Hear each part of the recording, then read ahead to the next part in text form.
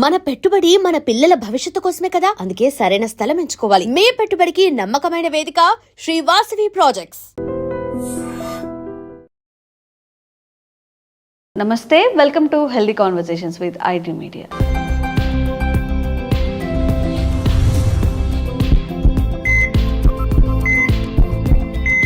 నేను మీ ఛాన్సీ. సో ఈరోజు మనతో ఉన్నారు వంటింటి చిట్కాలకు కేర్ ఆఫ్ అడ్రస్ అయిన చిట్టిపొట్ల మధుసూదన్ శర్మ గారు, ఎండి ఇన్ ఆయుర్వేద. మరి కంటి సమస్యల గురించి మనం మాట్లాడుకున్నట్లయితే ఇప్పుడు చాలా చిన్న ఏజ్లోనే ఐసైట్స్ వస్తున్నాయి. మరి దీనికి గల కారణం ఏంటి, తీసుకోవాల్సిన జాగ్రత్తలు మాట్లాడేద్దాము. నమస్తే సార్. సో చిన్నపిల్లలు కూడా స్పెట్స్ పెట్టుకొని కనిపించడం, లేకపోతే వాళ్ళకి టీవీ చూస్తున్నప్పుడు కనిపించకపోవడం, రాస్తున్నప్పుడు కనిపించకపోవడం, పెద్దవాళ్ళల్లో అంటే చిన్నపిల్లల నుంచి మాట్లాడుకుంటున్నట్లయితే అట్ ద ఏజ్ ఆఫ్ 3, 4, 5 కూడా ఇప్పుడు కొంచెం కంటి సమస్యలు వచ్చే అవకాశం ఉంటుంది. సో ఇవి జెంటికల్గా వస్తాయా, లేకపోతే ఏమైనా ఫుడ్ చేంజెస్తో మనం సెట్ చేసుకోవచ్చా, ఎలా చేయొచ్చు అంటారు? సో శరీరంలో మిగతా అవయవాలతో పాటు వచ్చేటువంటి జబ్బుల్లో కూడా కంటికి కూడా జబ్బులు వస్తుంటాయి మా. కానీ సర్వేంద్రియం నయనం ప్రధానం. అవును. సో అన్ని అవయవాల కంటే కూడా నయనం అంటే కన్ను చాలా ప్రధానమైందని చెప్పేసి పూర్వకాలం ఆనాడే మన పెద్దలు చెప్పడం జరిగిందమ్మా. సో కంటిని జాగ్రత్తగా కాపాడుకుంటున్నారని చెప్పేసి, కళ్ళు బాగుంటేనే సమస్తమైన ప్రపంచాన్ని కూడా మనం చూడగలము.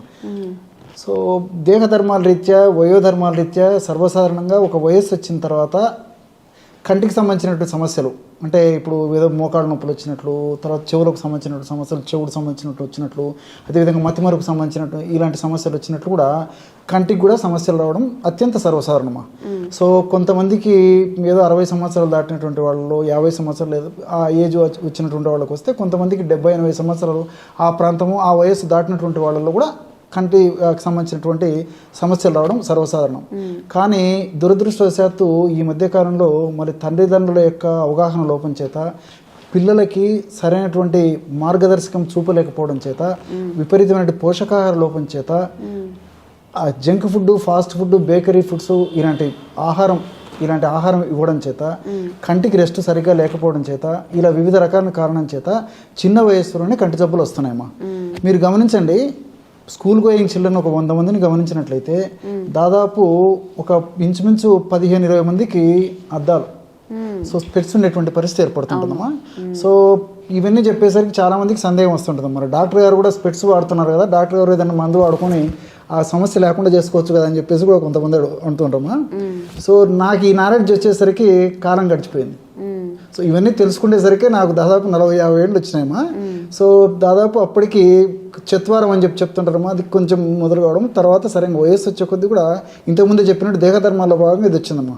ముందు జాగ్రత్తలు తీసుకొని నాకు కూడా చిన్నప్పటి నుంచి వీటి మీద అవగాహన ఉంటే ఇంకో 10-15 సంవత్సరాల పాటు అద్దాలు లేకుండా గడపగలిగి వాడినేమో. సో సరే, ఏదైనా అనుభవం నేర్పిన పాఠాలని చెప్పేసి ఆ అనుభవం అందరికీ మార్గదర్శకంగా ఉంటుందని చెప్పేసి చెప్తున్నామ్మా.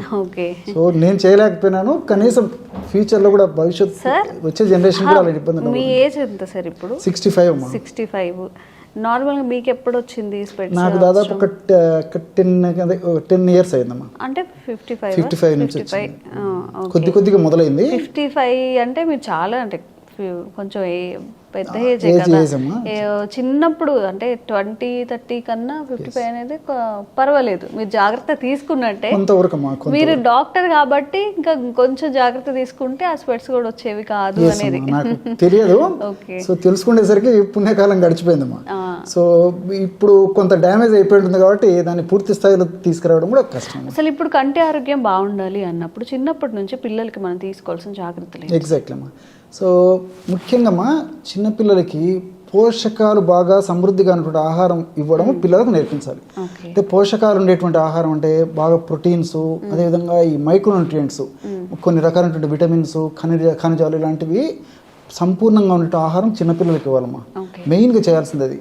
సో ఈ పోషకాహారంలో కూడా విటమిన్ ఏ ప్రధానంగా ఉండాలి, అదేవిధంగా విటమిన్ సి, విటమిన్ డి, అదేవిధంగా విటమిన్ ఈ, అదేవిధంగా ఒమేగా-3 ఫ్యాటీ యాసిడ్స్, ఇలాంటివన్నీ కూడా చిన్నప్పటి నుంచి అలవాటు చేసినట్లయితే చిన్నపిల్లలకి సో చాలా వరకు కూడా ఒక వయస్సు వచ్చేంత వరకు కూడా వాళ్ళకి ఎలాంటి కంటి జబ్బులు రావమ్మా. ఓకే. సో కంటికి సంబంధించినటువంటి ఈ రెటినాకు సంబంధించిన సమస్యలు కానీ, లోపల రక్తనాళాలకు సంబంధించినటువంటి సమస్యలు కానీ, తర్వాత విజన్కి సంబంధించినటువంటి సమస్యలు కానీ, తర్వాత ఈ శుక్రాలు అంటారు కదమ్మా, ఈ క్యాట్రాక్ట్ ఇలాంటి సమస్యలు కానీ, ఇలాంటివి ఏవి రాకుండా ఉండేదానికి నేను చెప్పినటువంటి పోషకాహార పదార్థాలు బాగా సమృద్ధిగా చిన్నప్పటి నుంచి వాడడం వల్ల చాలా అద్భుతంగా ఉపయోగపడుతుందమ్మా. సో అలాంటి వాటిల్లో ఫర్ ఎగ్జాంపుల్ విటమిన్ ఏ గురించి మనం ఆలోచించినట్లయితేమా, ఈ విటమిన్ ఏ కరివేపాకు తర్వాత కొత్తిమీరలో పుష్కలంగా ఉంటుందమ్మా. సో మీరు బాగా గమనించండి, కరివేపాకు మన ఆహార పదార్థాల్లో వంటకాలు తయారు చేసి కరివేపాకు అందులో వేసినప్పటికీ ఎంతమంది కరివేపాకు తింటున్నారమ్మా?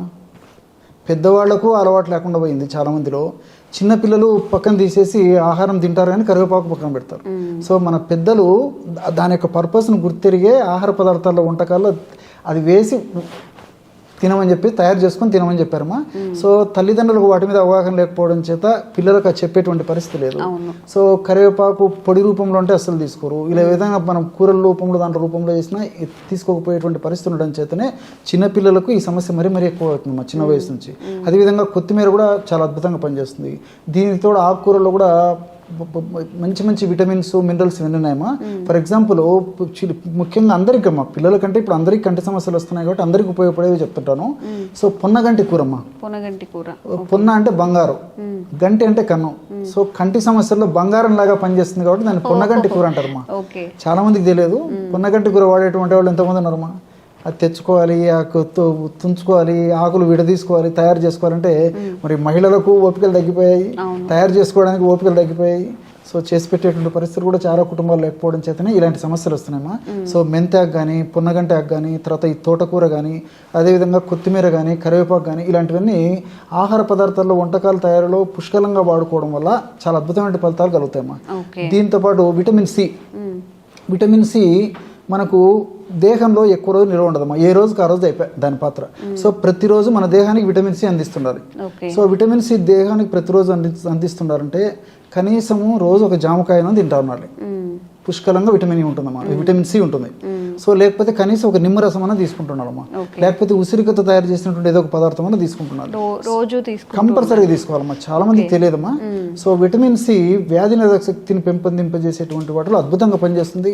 అంతేకాకుండా కంట్లో ఉన్నటువంటి కణాలు కణజాలాలు దెబ్బతినకుండా, అందులో కంట్లో ఇన్ఫర్మేషన్ అంటే వాపు ప్రక్రియ జరగకుండా, కంటికి సంబంధించినటువంటి అనారోగ్యాలు కలగకుండా ఉండేందుకు ఈ విటమిన్ సి చాలా అద్భుతంగా పనిచేస్తుందమ్మా. సో ఈ రోజుల్లో మరి ఆ విటమిన్ సి రెగ్యులర్గా తీసుకునేటువంటి వాళ్ళు మనం లైట్ వేసి వెతుకున్నా కనపడరమ్మా. సో ఎప్పుడో ఒకసారి తీసుకుంటారు, ఆ సందర్భం వచ్చినప్పుడు తీసుకునేటువంటి పరిస్థితి, కానీ విటమిన్ సి ఉండేటువంటి ఆహారాలు రెగ్యులర్గా తీసుకునేటువంటి పరిస్థితి లేదు. సో నేను చెప్పినట్టు కనీసం జామకాయ కానీ, లేకపోతే కొన్ని సిట్రస్ ఫ్రూట్స్ కానీ, లేకపోతే నేను చెప్పినట్లు ఈ ఉసిరిక కానీ ఏదో ఒక రూపంలో ఈ ఉసిరిక తీసుకోవడం మంచిదమ్మా. విటమిన్ సి ఉసిరిక కొంతమందికి తీసుకోలేకపోవచ్చు, కొంతమంది తీసుకోగలవచ్చు, ఎలాగైనా పర్లేదు విటమిన్ సి తీసుకోవాలి. అదేవిధంగా విటమిన్ డి కూడా కంటికి చాలా చాలా మంచిదమ్మా. సో విటమిన్ డి అనేసరికి నాటు ఆవు జున్ను పాలు అద్భుతంగా వారానికి ఒకసారిగిన వాళ్ళు తీసుకోగలిగితే చాలా అద్భుతంగా ఉంటుంది. పుట్టగొడుగులు కూడా బాగా పనిచేస్తాయి. ఈ రోజుల్లో నాటు ఆవు పాలు దుర్భరము, పుట్టగొడుగులు అనేసరికి ఎంత క్వాలిటీ పుట్టగొడుగులు మనకు దొరకవు. సో తప్పని పరిస్థితుల్లో మరి సూర్యరశ్మి యొక్క ప్రభావంకైనా మనం ఉండాలి, అంటే సూర్యకిరణాలు పడేటట్లు ఉండాలమ్మా. అది లేని పక్షంలో మరి సప్లిమెంట్స్ తీసుకోవడం మంచిది. ఏదో ఒక రూపంలో దాన్ని భర్తీ చేసుకోవడం మంచిది. కానీ డి విటమిన్ లోపం వల్ల కూడా వయస్సు వచ్చే కొద్దీ కంటి జబ్బులు వస్తుంటాయమ్మా. అదేవిధంగా ఈ విటమిన్ కూడా కంటికి చాలా మంచిదమ్మా. సో ఈ పిగ్మెంట్ లోపల కణాలు దెబ్బతినకుండా ఉండేందుకు, అదేవిధంగా రెటినా దెబ్బతినకుండా ఉండేందుకు, అదేవిధంగా రాడ్స్ అండ్ కోన్స్ అని చెప్పేసి ఉంటాయమ్మా మనకు దృష్టిని కలుగజేసేందుకు ఉపయోగపడేటువంటివన్నీ. సో ఇవన్నీ కూడా ఆరోగ్యంగా చైతన్యవంతంగా తమ పనులు తాము నిర్వర్తించేందుకు ఈ విటమిన్ కూడా చక్కగా ఉపయోగపడుతుంది. సో అదేవిధంగా ఒమేగా-3 ఫ్యాటీ యాసిడ్స్, ఈ ఒమేగా-3 ఫ్యాటీ యాసిడ్స్ కూడా కంటి జబ్బులు రాకుండా ఉండేందుకు యాంటీ ఆక్సిడెంట్గా పనిచేయడమే కాకుండా కంటిలో ఉన్నటువంటి అనారోగ్యాలను తొలగించేందుకు, వచ్చినటువంటి కంటి జబ్బులు త్వరగా తగ్గేందుకు కూడా ఒమేగా-3 ఫ్యాటీ యాసిడ్స్ ఉపయోగపడతామా. ఈ ఒమేగా-3 ఫ్యాటీ యాసిడ్స్ అంటే వాల్నట్స్లో ఒమేగా-3 ఫ్యాటీ యాసిడ్స్ పుష్కలంగా ఉన్నాయి. అదేవిధంగా ఈ యొక్క ఫ్లాక్స్ సీడ్స్ అమ్మా, ఫ్లాక్స్ సీడ్స్ కూడా అవిసె గింజల్లో కూడా ఒమేగా-3 ఫ్యాటీ యాసిడ్స్ ఎక్కువగా ఉన్నాయి. సో ఇలాంటివి కూడా ఆహారంలో తరచుగా తీసుకోవడం వల్ల ఈ కంటి అనారోగ్య సమస్య నుంచి చాలా దూరంగా ఉండొచ్చు. ఓకే సార్, ఇప్పుడు నార్మల్గా మీరు చెప్పినవన్నీ కూడా డైలీ తినాలి అంటే కుదరకపోవచ్చు, కానీ ఏదన్నా రెమెడీ ఉందా?